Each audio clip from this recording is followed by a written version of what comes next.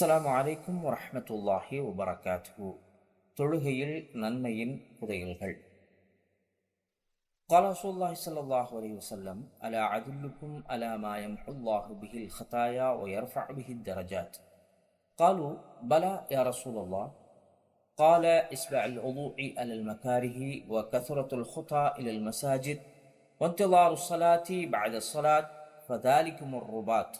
அதாவது நபிகள் நாயகம் ஸல்லல்லாஹு அலைஹி வஸல்லம் அவர்கள் சஹாபாக்களிடத்திலே கேட்கிறார்கள், உங்களுடைய காரியங்களின் மூலமாக அல்லாஹ் பாவங்களை அழித்து உங்களுடைய பதவிகளை உயர்த்துவானோ அவற்றை நான் உங்களுக்கு அறிவித்து தரட்டுமா என்று கேட்கிறார்கள்.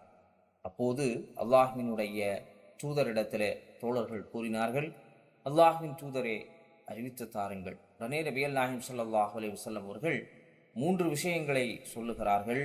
ஒன்று, சிரமமான நேரங்களில் உதுவை பரிபூரணமாக செய்வது, பள்ளிவாசலுக்கு அதிகமாக நடந்து செல்வது, ஒரு தொழுகைக்கு பிறகு மறு தொழுகையை எதிர்பார்த்து இருப்பது, இதுதான் எல்லை பாதுகாப்பு என்று சொல்லி நபிகள் நாயகம் ஸல்லல்லாஹு அலைஹி வஸல்லம் அவர்கள் குறிப்பிடுகிறார்கள்.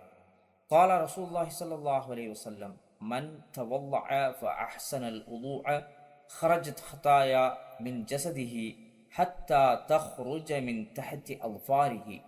அதாவது நபிகள் நாயகம் ஸல்லல்லாஹு அலைஹி வஸல்லம் அவர்கள் சொல்லுகிறார்கள், எவர் ஒருவர் பரிபூரணமாக வுது செய்கிறாரோ, அந்த வுதுவையும் அழகாக செய்கிறாரோ, அவருடைய பாவங்கள் அவர்களுடைய உடலில் இருந்து, ஏன் அவருடைய நகக்கண்கள் வழியாக கூட வெளியேறி விடுகின்றது என்று சொல்லி நபிகள் நாயகம் ஸல்லல்லாஹு அலைஹி வஸல்லம் அவர்கள் நமக்கு வுதுவினுடைய சிறப்பை சொல்லித் தருகிறார்கள். அஸ்ஸலாமு அலைக்கும் வரஹ்மத்துல்லாஹி வபரகாத்துஹு.